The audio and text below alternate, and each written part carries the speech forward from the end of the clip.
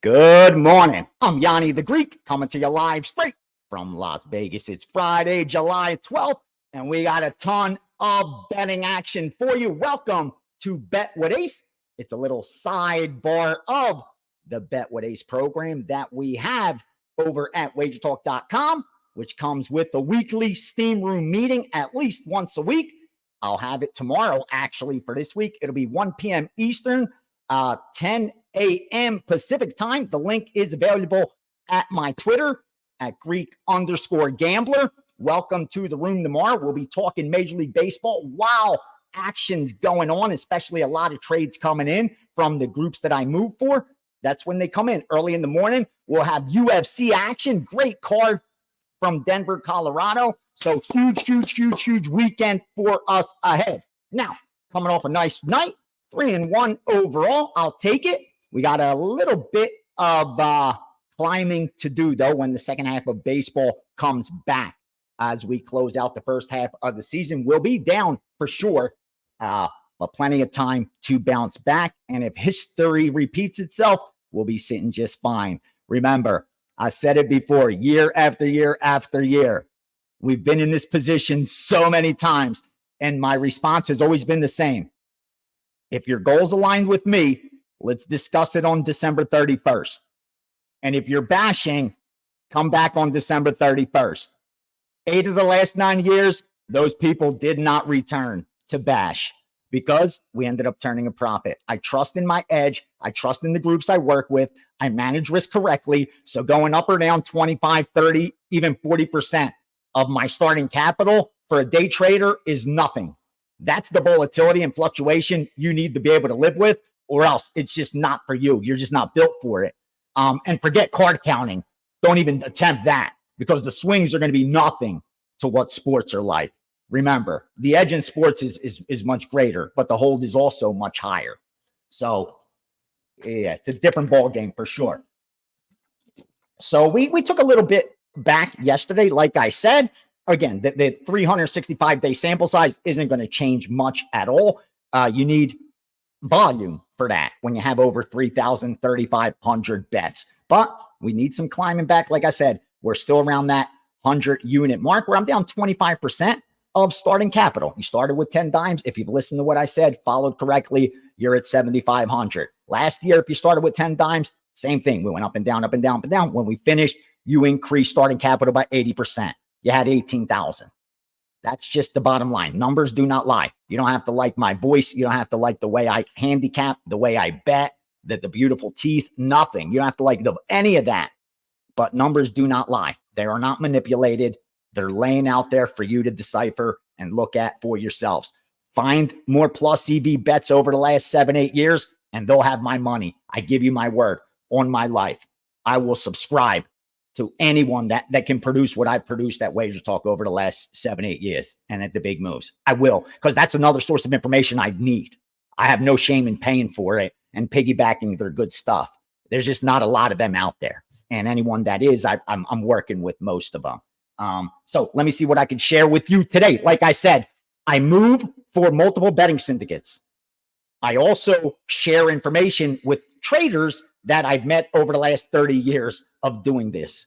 And they move for different groups. We share what we got down on, and we're able to confirm some moves or also see when we're opposite and see where there's some manipulation going on or some possible scalps and middles. So it helps me confirm the strongest stuff and avoid many of the pitfalls. So here's the summer league stuff that I got from one of the traders that moves for definitely winning groups. Here's what he gave me in NBA. I only released one of these to subscribers and piggyback it myself because my group also bet it that I work with, and they've been doing well when we line up the summer league plays. I don't think we've lost one yet when we line up. Here's what they bet. They bet 552 Orlando -4 and Orlando money line. They also bet in that same game under 179, Cleveland, Orlando. Then they went 553 over 181.5, 182, New Orleans, Minnesota. 557, Houston -6. That same game, 557 over 181.5, Houston Lakers. 562, excuse me, Washington minus 5.5. 564, Clippers plus 2.5 and money line. And 561 over 178, Atlanta, Washington. Those are their summer league plays. And one more that we had as well, that's Memphis minus 3.5. I gave that out to subscribers as a 3% premium play. You know, I don't bet 3% of my bankroll on anything because I don't want my risk of ruin to be upwards of 90%, where I'm guaranteed to lose my bankroll 9 out of 10 times and only double it barely 1 out of 10 times. That's with an edge. That's with an edge. If you overbet your bank account, your bankroll. So real quickly, Orlando minus 4 and the money line. Also the under 179 in that game. Over 182, New Orleans, Minnesota. Houston minus 6 and over 181.5. Washington minus 5.5. Clippers plus 2.5 and money line. Over 178, Atlanta, Washington. And finally, premium play for myself that both groups agreed on. Memphis minus 3 and a hook. All right. Now, they also gave me 2 WNBA plays right before I got on. Haven't had time to vet them and do the little handicapping that I do to see whether I'm going to piggyback. All right. That's not a move. They went 605 over 168 Vegas, Atlanta. 605 over 168 Vegas, Atlanta. And 607 under 153.5 Minnesota, Seattle. Under 153.5 Minnesota, Seattle. Jimmy 2 times. I'm going to go get the papers. Actually saw that last night with my girl. We were watching that. Kind of laughed. That was funny. All right. We got a bunch of action today. I told you I was going to share 2 premium plays that are series bets to win the series over these next 3 days. So the first one is St. Louis. We're going to take the St. Louis Cardinals. I gave them out as a 4% play.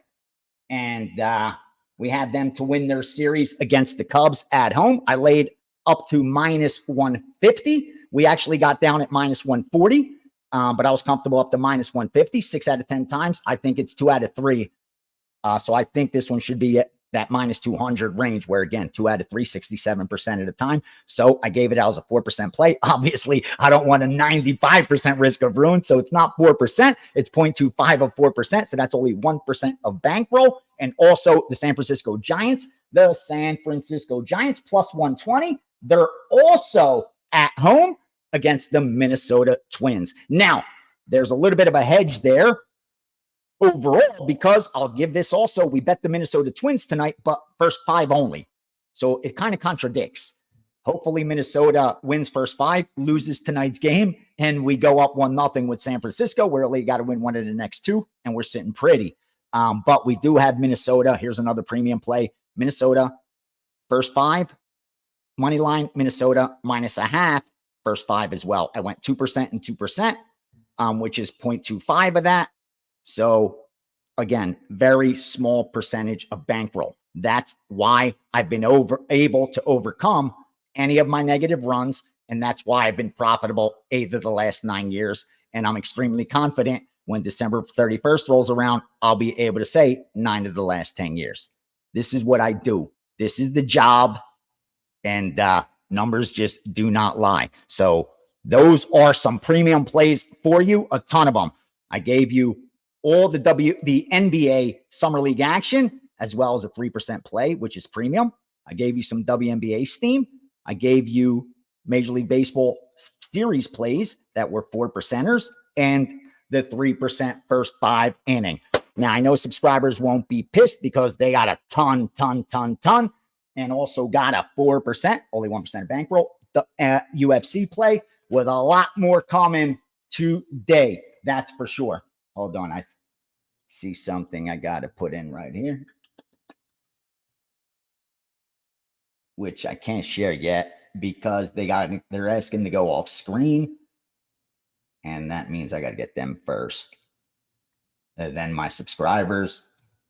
So these are kind of the stuff I give out for free because it's time sensitive. Once they go on screen, it's over. It's over. The lines will not be available anymore. All right. Let's confirm.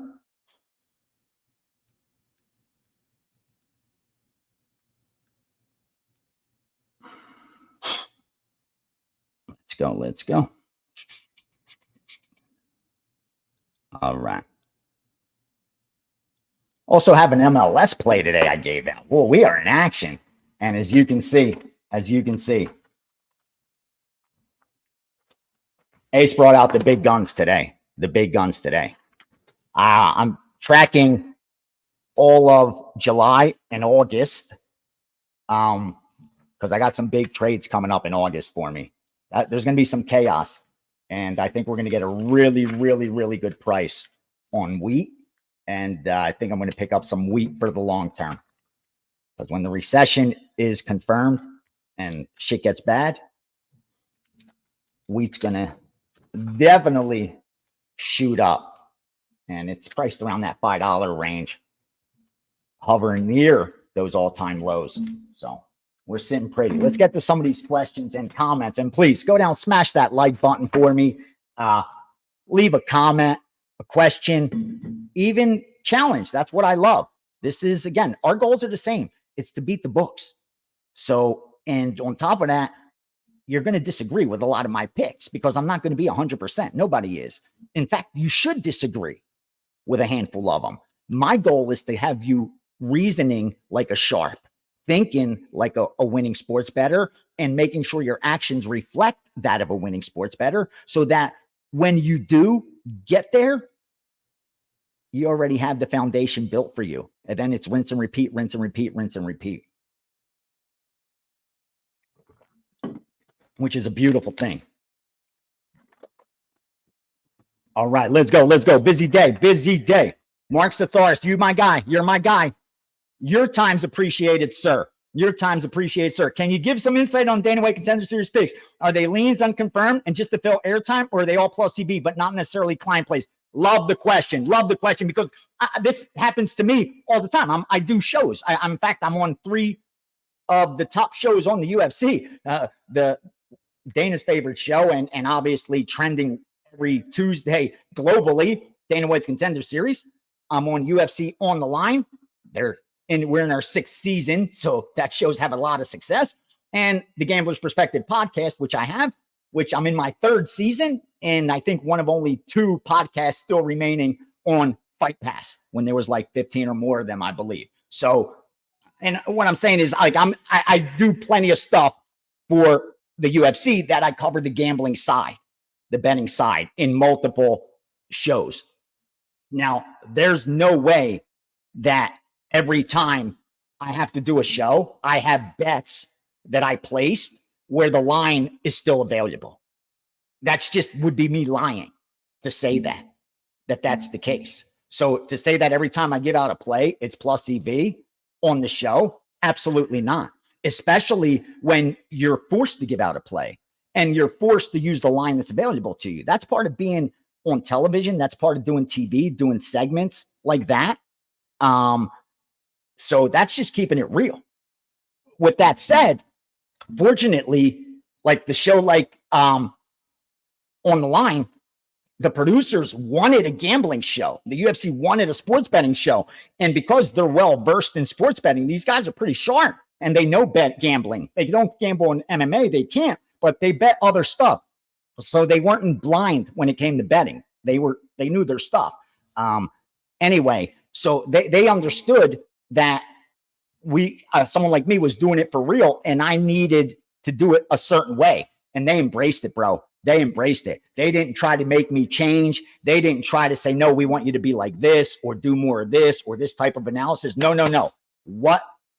How have you been able to profit in MMA over these years? Bring that to the show as much as you possibly can. That's what I do. So that's why I like to share a lot of education.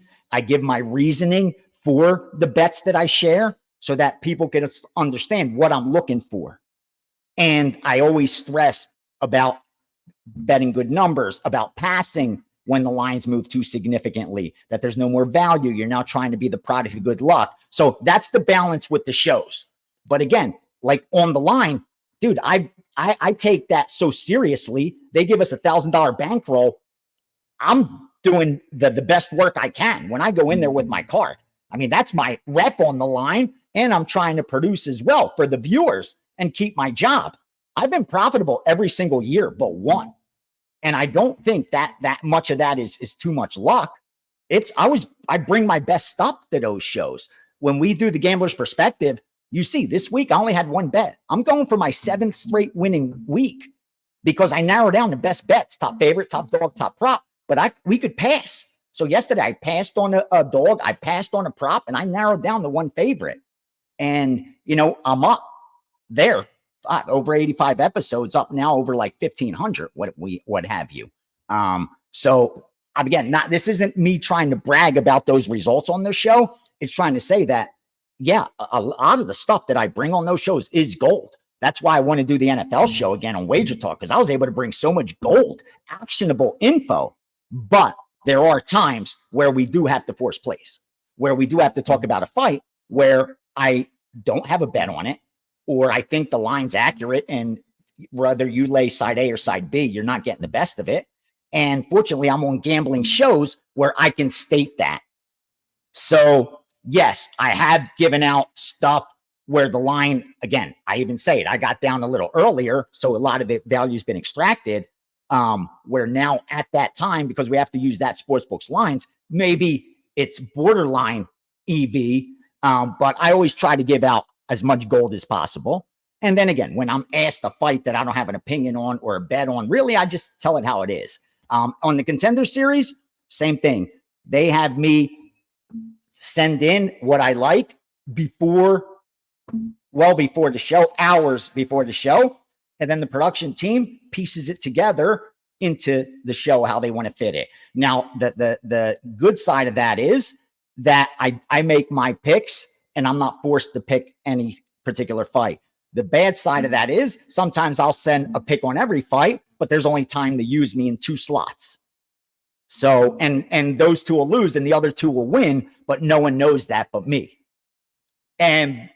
Or sometimes my subscribers, because I do share a lot of that as premium plays. So you've seen a lot of stuff that I give out on Contender series, I give out to subscribers. Then there's other stuff I've given out on the Contender series that I don't release to subscribers. I'd say that's the difference. And a lot of times I don't, because the lines moved so much. So I like that side, but I just don't think there's enough line value anymore for my subscribers to bet it. I hope that kind of answers the question. I just wanted to be as honest as possible with those. Because again, you do bring your pride on it too with those, but you're limited too. So I would say, man, I try to bring my best shit. I really do. I really do. Especially when I started, dude. I made sure, because no one even knew who I was. So it was like I had to win the first year, win the second year, win the third year, win the fourth year. And people were still like, I should be there. I should be there. I should be there instead of him. And they're still thinking it, and they should. Every college running back probably thinks they're better than Deion Sanders was. So, all right. R. Martinez, my guy, to touch on the VPN info from yesterday. My man, I know my man's trying to hook something up. I live in Cali. Can I use VPN for commercial books? DK, Pinnacle, Pet MGM. Thanks for all the gold. Yes, sir. Yes, sir. I do. Now, some of them have some good security systems.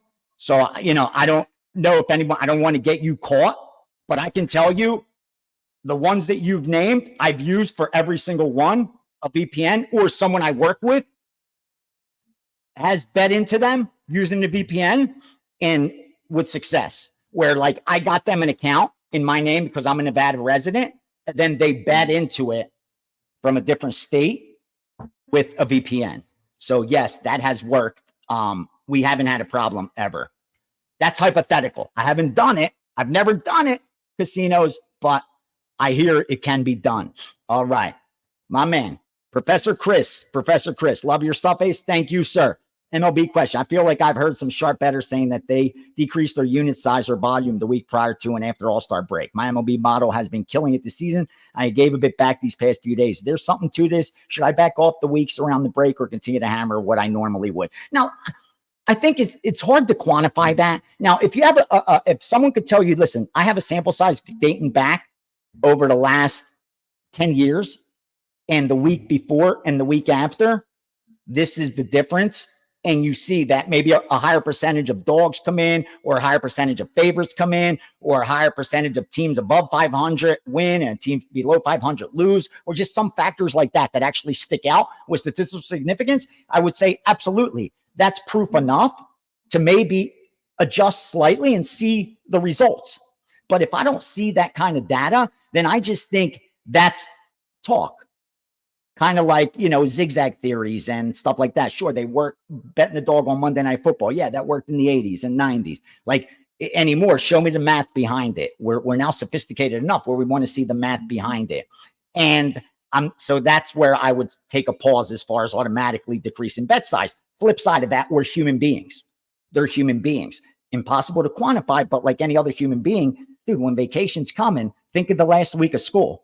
How much are you focused on school? Especially if you're in first place, you're 10 games above, 15 games above. You're just looking for that break, right? Even if you split the next 3-4 games, it ain't going to kill you, right? But let's say you're a team that's one game below 500, and you were supposed to be good this year, or you're supposed to suck this year, and now you could get above 500 at the break. You may play a little harder over these next 3 games so that your record is above 500. You're a winning team at the break. Or you may be a half a game behind first place. And first place may be playing a really tough interleague squad. Here's your chance to overtake first place. You may take it real serious. So I think you have to look at those factors as a human, but also realize quantifying it and knowing what it's worth is going to be almost impossible, if not impossible. It's like I saw one day, I can't believe I'm saying this. Let's just say I happened to see an extremely key piece of a sports team drunk at a titty bar the night prior. And his role the next day was going to be huge. Now, I can't quantify that or tell you what that's worth at a betting line, but I sure as fuck know it's not factored into the betting line. I sure as hell know that piece of information is missing from this price. We always say baked into the cake. That's baked into the cake. That's baked into the cake. My man getting a lap dance 5 hours before game time, doing that last line of blow. Nope. That's not factored into the betting line. So if you see something like that, yeah, absolutely, have at it. Otherwise, again, it's hard to quantify. So I wouldn't automatically back off. I would just take it situation by situation and look at what I said. Look at their record. Look at the opponent they're playing. Try to think next level. Like chess, a couple moves ahead, few moves ahead. What could these humans be thinking? If I was a player, what would I be thinking if I was on that field? Would I be like, I can't wait to get my shit out and get to the fucking Bahamas? I can't wait to get on the phone with my wife and see what she planned. Like what, or do we sweep this series? We're in first place at the break. Like that matters. That matters. That's what I would look at. All right. Recreational player 1119 Ace. I need some neutral bets or middles to camouflage accounts. Where should I look for this time of year? Easy. All right. Props is good. The only problem with props is the vig, the hold is greater. So they're hard to scalp. It's hard to scalp those. It's easier to scalp 10-cent lines. 20-cent lines even. Minus 110, minus 110, let alone minus 105, minus 105, which are rare. Almost nowhere. But that's what I would be looking to scalp. I would be looking to look at the props. And you could even try to work some middles if you see some differences in the runs, hits, errors, in those kind of things. And sometimes, bro, even if you have to lay a little juice and lose a little, like even if I have to lay minus 110 here and lay minus, 101 here, 102 or whatever, and I know either I'm going to lose a little vig on but that's on a $200 bet. I'm going to lose 5 cents or 3 cents on 200. Like for camouflage long term, that's worth it sometimes if it's going to stick out. And that's what I need to keep that account live. Now, if he's not even going to notice, it's a different story. But it's like blackjack. Like I said, sometimes I'll pay a little bit to get the big hit later. Like, oh, don't worry, that ain't going nowhere. I'm gonna get that back. So I would look for I would look for scalps, and I would look for middles. It's going to be hard to middle, totals.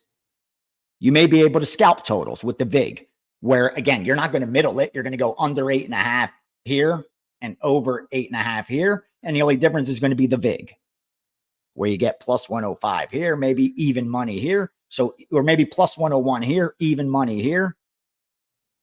And either way, you make you break even, or you make a penny on the $2 you bet. That's how I would do it. I would look for strictly sides and totals. Those are going to stick out the most as non-sharp, because he's going to see, oh, he's not beating the lines with these sides and totals. And then I would go to props last. As a last resort, if I couldn't get enough and I needed to keep these alive, so I have to give them action, then I would go to props. Because the VIG's different in props, it would be a little harder to do and probably cost me a little more for cover. All right, Neil Siri, I know it. Smashing and sharing daily. That's my guy. Question, I have a good problem. That's a good problem. We got good problem. Like I used to say, dude, if I owe you 10 dimes, that's my problem. If you owe me 2 mil, that's your problem. Like, I mean, sorry. See, see, Neil, I got so excited. If I owe you 10 dimes, that's my problem. Yeah. If I owe you 2 mil, that's your problem. Love that one. Love that one. Step back. Think about that. Ace getting deep. No, I'm just kidding. Someone just told me that the other day, and that's an old saying I used to say all the time. All right, I have a good problem. I'm not only your long-term client, my man. Thank you, sir. Thank you. But also a long-term client, another capper. Since May 1st this year, with only 309 wagers in 71 days, my bankroll with him has nearly doubled. Good for you. No, this is not sustainable. No effing way. I disregard rating on all plays and bet everything flat 0.75. Good. You figured out what works. Love it. I should have increased my bet size basis on increased bankroll a while back and didn't. I know that's unfortunately coming, and seek your thoughts how to proceed. Thank you, sir. I would stay the same. I wouldn't now force that capper to have to do twice as good because you're increasing your bet double. You know what I mean? Like, you built that 19% ROI with point betting, 0.75 flat. That's awesome. And if you're, almost doubling your bank, that's the fucking shit, bro. That's a great run. So don't change that and increase that when you know a 19% ROI is just not sustainable. Now, just like every other bettor and capper, he or she too will regress or progress to the mean. Now, if their mean is a 25% ROI, then you're in great position. If their mean is a 2% ROI, then you have to expect what's coming over the next so many bets.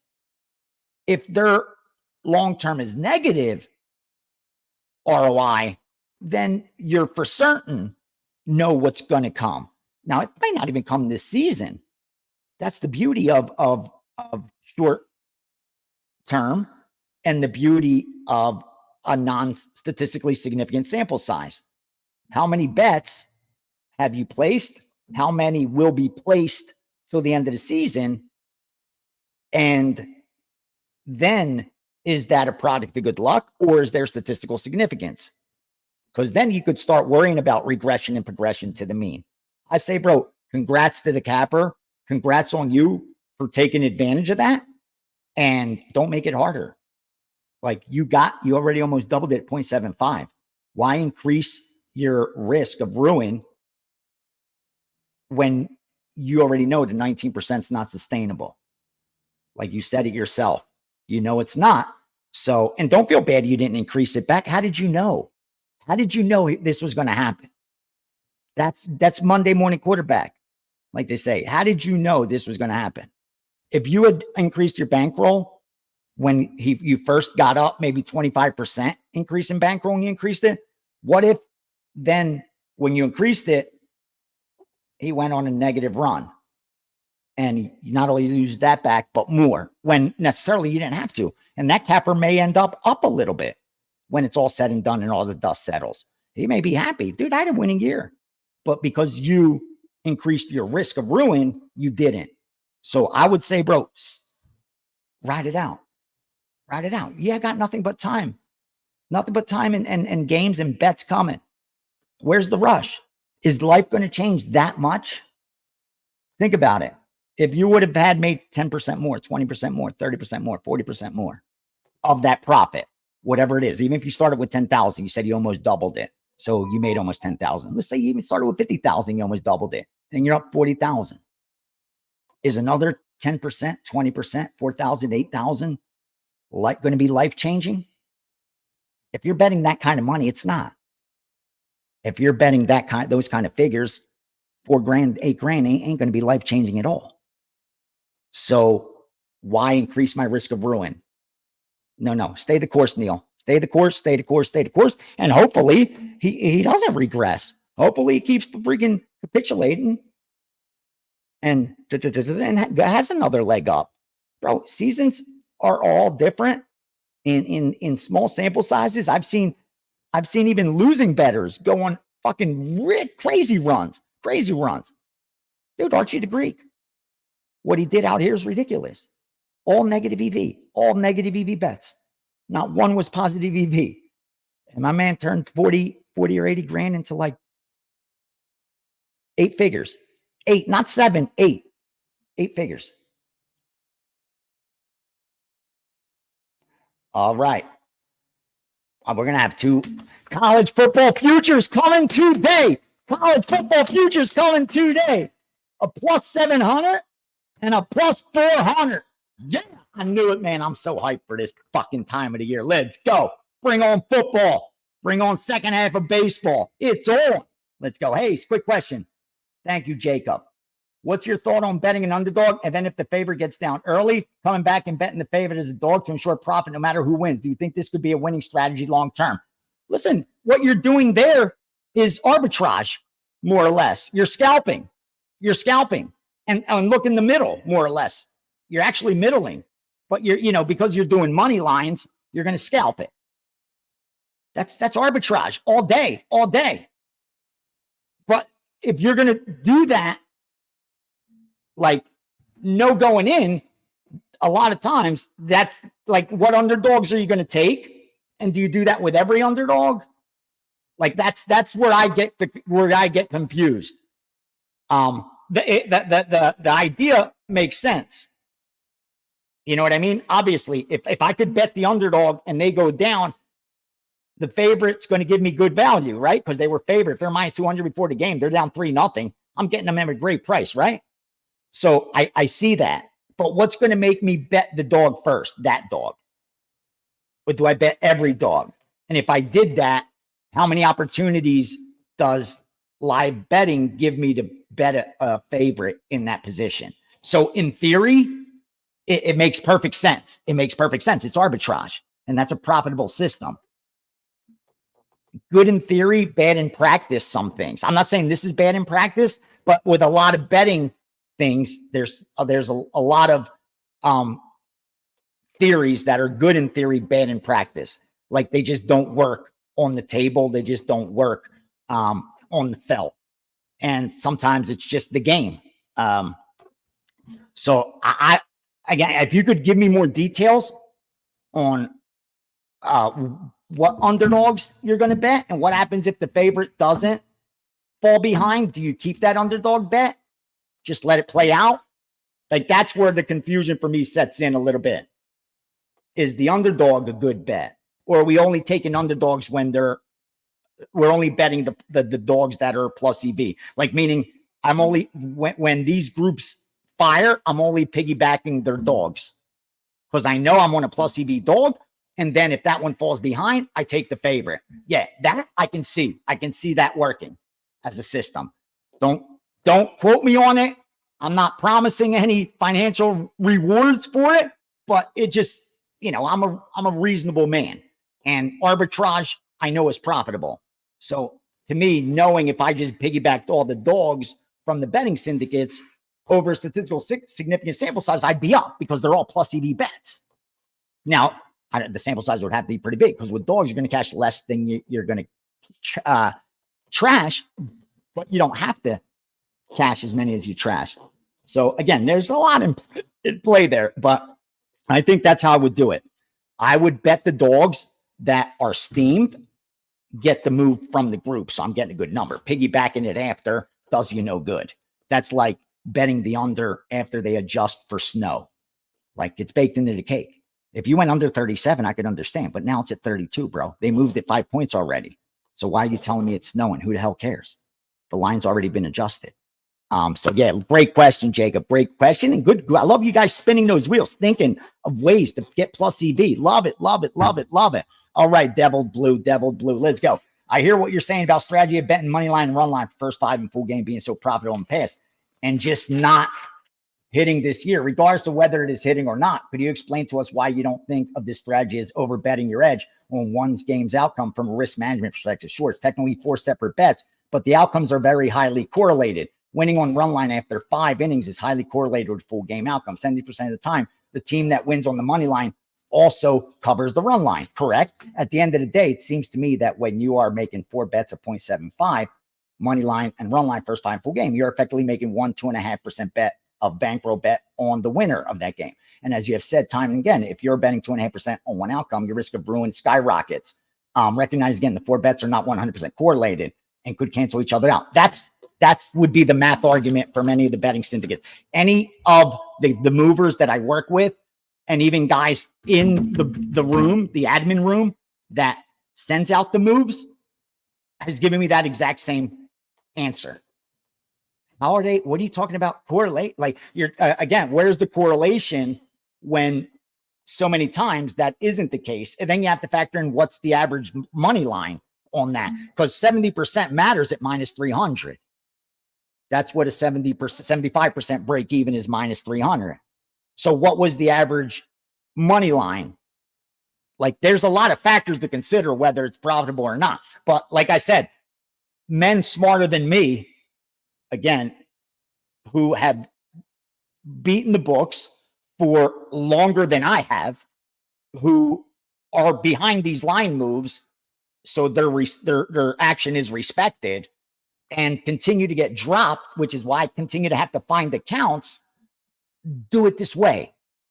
Now, I don't think they're dumb men, and I don't think they're ever going to overbet their bankroll. They're way past that. They're way past that. Now, are we overbetting our bankroll by putting, like you said, ultimately 2.5% on it? Dude, you could argue that. And if you feel that way, then you should limit yourself. Everyone's risk tolerance differs, and everyone's risk of ruin differs. That's why the risk of ruin, you decide it. My risk tolerance could be a lot higher than yours, or it could be a lot lower than yours. I could be recommending these and only putting 0.5%, flat betting everything, because I'm afraid. I just sleep more comfortable this way. Even though I've turned profit the last 9 years, for me, that's great. I made my subscribers rich. I don't sleep. I only put $50 straight. What's wrong with that if that's what I do? So all of our risk tolerance differs. So if you don't feel comfortable betting it that way, I highly recommend you don't do it. I've got years of profit. And again, this isn't a brag, but what I swear to you, I say this so you understand. I had nothing, bro. I had nothing. I was almost 40 years old. Everything I had was in my front pocket. Everything I had until I started betting 0.25, 0.50, 0.75, 1%, 1.25 with a $40,000 bankroll. That's all I had. I didn't even have 40. I had about 30, but I knew I was making okay money, and I could at least come up with 10 more if I lost that 30 immediately. So I bet as if I had a $40,000 bankroll, so I could bet 100 to 500. And now I own art. I own physical gold. I own homes that are rented out. I own over 150 dimes worth of automobiles sitting outside. Like those, again, that's just how we keep score. That's not a brag, because I could have all material shit and it could all be credit. What I'm telling you is I don't have credit. I was just divorced. I have a credit card that only gives a $500 limit. I'm being honest with you. At 40, I didn't exist. I showed very little income. I was in the game, but I just continued losing money. Like the 99.5% dude, let's be honest. Let's be honest. How many watching this are up money betting sports? Let's fucking be honest. How many of you are really up money? Well, I was the same, even with access to winning information, just like you have now. Dude, everyone at Wager Talk had access to winning information over the last, 9 years. I won 8 of them. So every single person that ever went to Wager Talk should be up money that saw that site 9 years ago, but they're not. We all do different things. We all bet at different times. So the only thing I can tell you is as soon as I started managing my risk correctly and doing exactly what these groups that were moving all these lines that I witnessed, because that's what I do. I provide accounts. And before that, I was a runner. So I was betting for them. And as soon as I bet, I saw the line move. So I knew they were getting respect. And I saw the results, the money I was paying them. And they won year in, year out. And that's what they do. So I'm going to do the same. And I'm not going to allow one baseball season, one half of a baseball season, make me change. If I did that, bro, I wouldn't have had 8 of 9 winning last years. I would have changed things within the first people talking shit. Not saying you are. I'm saying, trust me, you're nice and you're just asking a reasonable question. That's a reasonable question. I swear to you, and I appreciate it. And I think a lot of people are thinking like that. The flip side of that coin, had this year been like last year, where they won more of those than they lost, would we be bringing this up? Would anyone be questioning, should we be betting it 4 different ways? No. So we're making this assumption off the results of a half a season of Major League Baseball and overlooking 9 years, 10 years. Like saying those don't matter. We won't zoom out. That don't matter. What you did in the past doesn't matter. It's right now what you're doing right now. So that's like me saying, well, if I win next week and next month, fuck that I lost the last 6 months or the last 8 years. Who cares? I'm just going to brag how much I'm up this month. Like cappers do. That's not cool. That's not fair to you guys. I just keep it real, dude. I've been consistent since day one. I sat down with Kelly back when, 2015, 2016, when it was, and I said the same thing.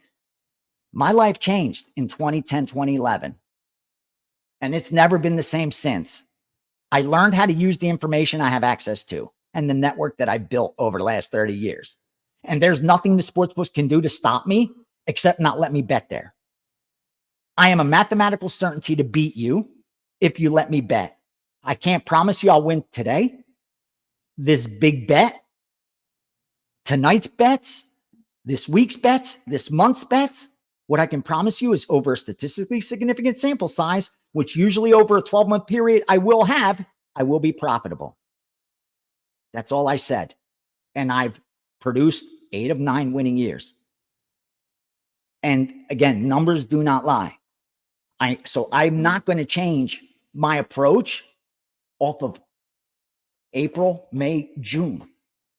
3 months of betting. I've got 12 months in a year, 9 years, 100 months of betting, or 3 months. I'm just not going to do it. And again, I'm not guaranteed to win this baseball season. This could be the first losing baseball season in the last 5 years. Maybe it is. That's part of the fucking journey, man. That's part of the ride. If you're not ready for it, and not you, sir, saying a bettor that's not prepared to lose in a season or even have a losing year, if you're going to bet for 10 years, if you plan on, let's say you're 25 years old and you plan on betting the next 10 years, I am promising you right now, if you are a winner, if you're the guy that the books move their lines when you bet because they know you're a lock to beat them, you're going to lose about 3 of those. Meaning you're going to work 365 days, and when the year's over, you're going to be down money. That's math. That's not my opinion. That's just what the math is going to reflect. That's with an edge. That's if you're a winning sports bettor. That's why a lot of people aren't cut out for it, because they can't work a year and lose money. That's why some people can't day trade, can't own businesses. Because you open a business, we know 8 out of 10 small businesses fail. The 2 out of 10 that do survive need about 5 years to break even. That's math. That's facts. Those are numbers that we can't overcome. And this is a business too. If you're going to treat it like a business, it's going to pay like a business. And the way you treat it like a business is thinking long term. You're not going to open up a business and determine this, make all your decisions off of 3 months when you have a store open for 10 years. Like I have my storefront's been open for 10 years. Winning. Now, if I have a bad 3 months, I'm going to sell the store, fire the chef, change the menu. There's no panic here. There's absolutely no panic. I haven't even reached the point where I have to adjust bet size. We're not even down enough to adjust bet size. We haven't even lost half of what we won last year. We haven't even lost 40% of what we won last year. I don't think we've lost 30% of what we won last year. We've given back. So I'm in this for the long haul. I play the long game.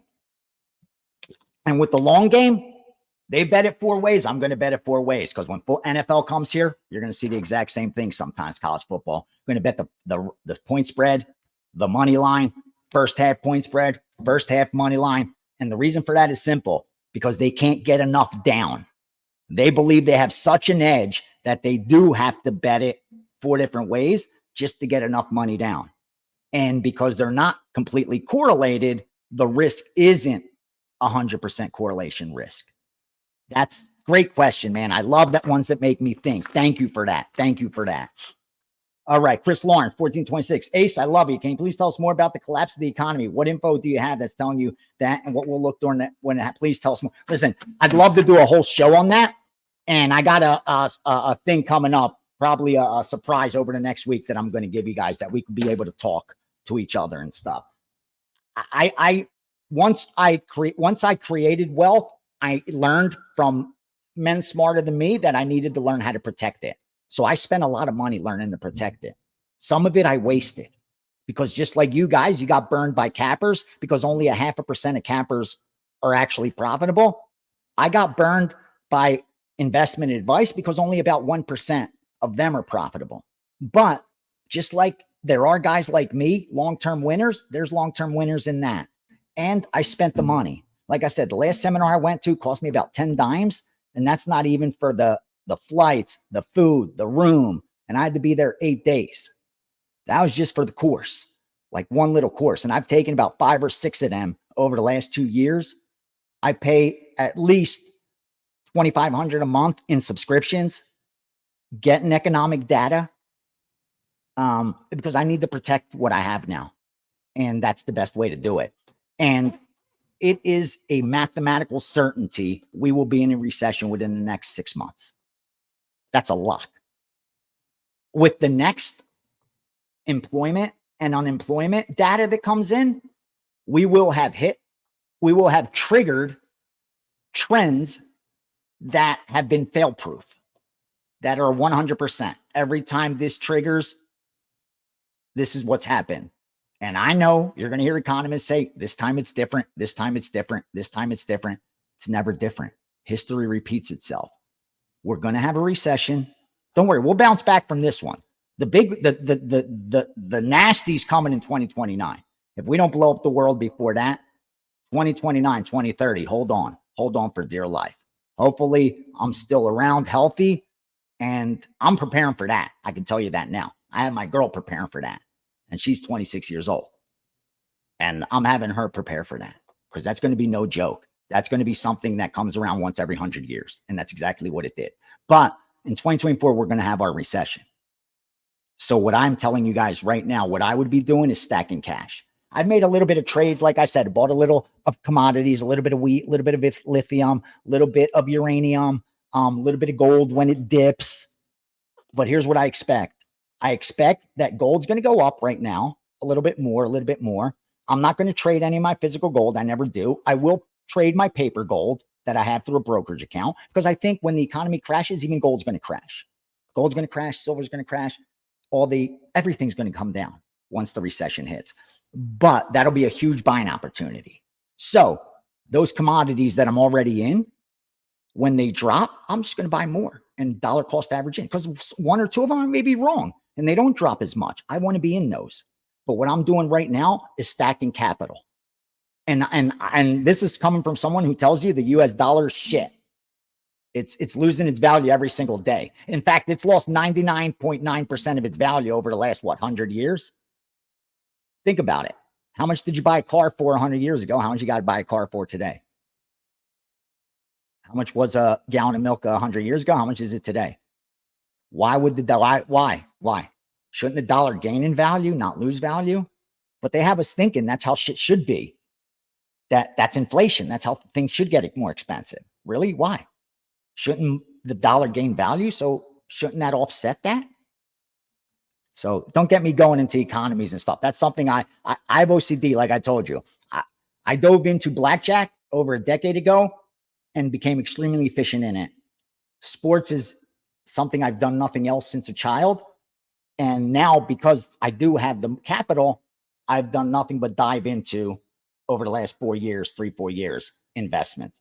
So yes, recession's about to trigger based on the unemployment rate, based on the money supply that's out there, based on the printing that they did back with COVID, based on the interest rate being so high. Do you know what we're paying in interest right now on our national debt? It's higher. Our interest, just the interest, is more than we pay for our military right now. It just surpassed it. And do you know that our credit card debt is now surpassed 1 trillion for the first time? For the first time in American history, we're over 1 trillion in debt.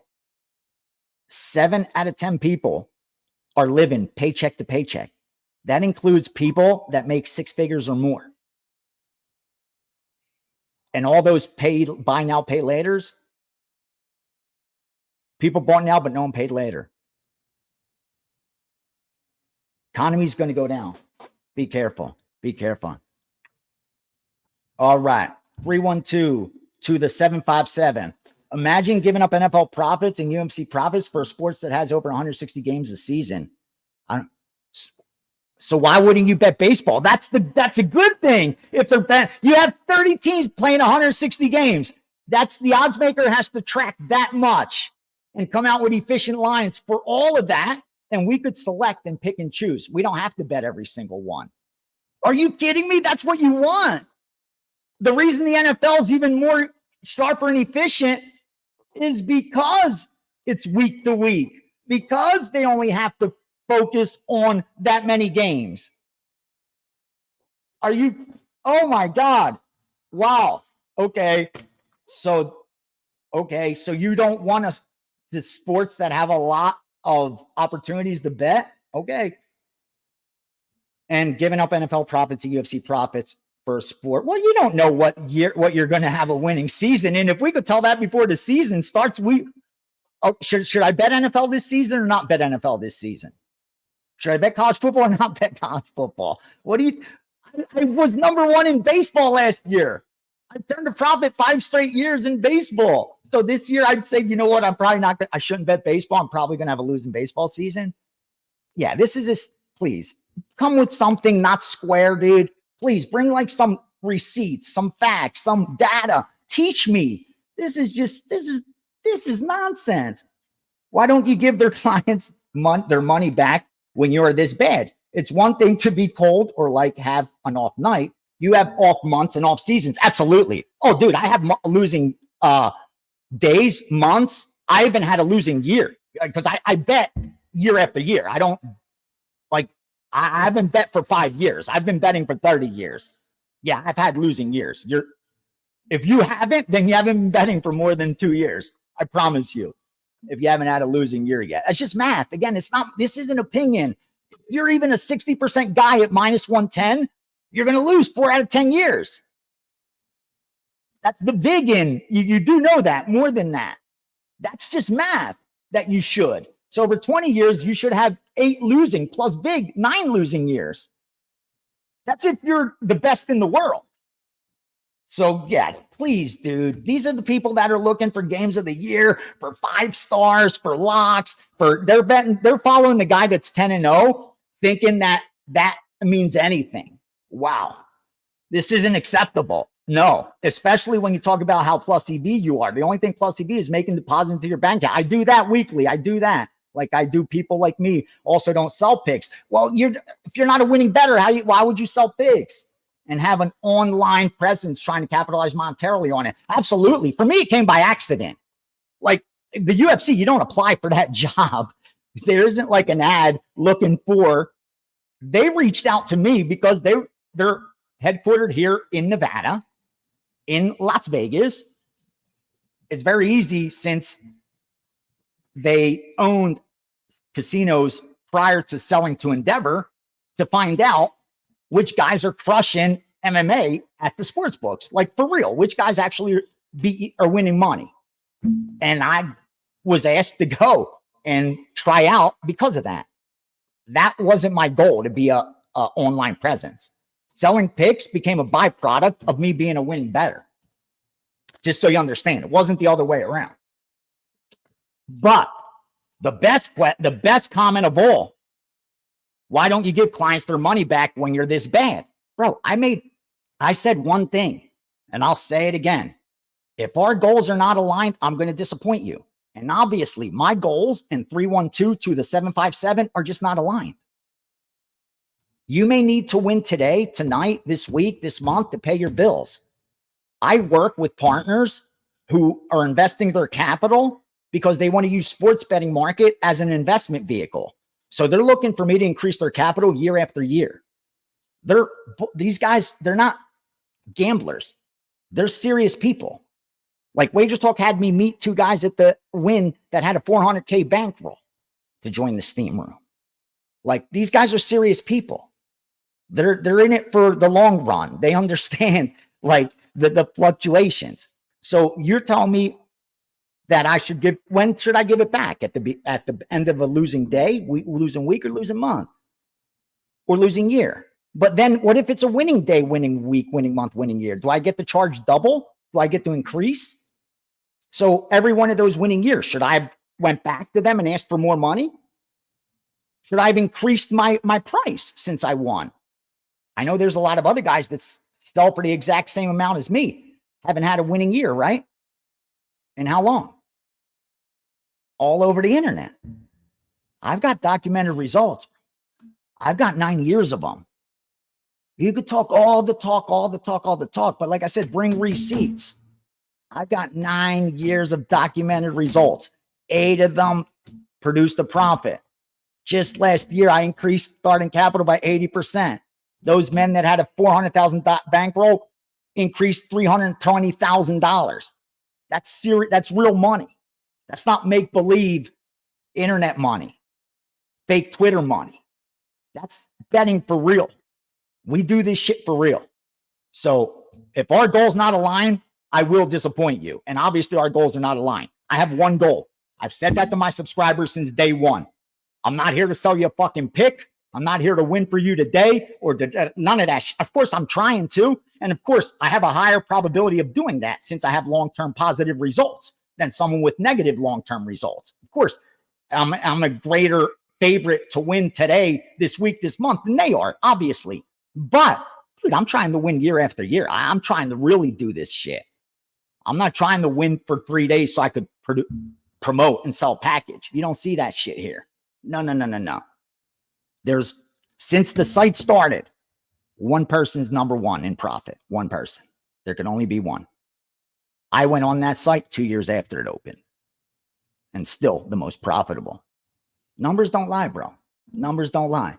So if they want their money back, they could just get it back by betting my stuff. 8 to 9 years. They got it back. Maybe we'll get it back this year too. I'll come back and charge double next year if I do, triple next year if I do. Come on, man. Don't be so square, bro. Please don't be so square. That's it. We ended it with that. I'm glad she just puts everything in here. I told her, don't keep it. I want the comment. We need to talk about these things. We need to discuss.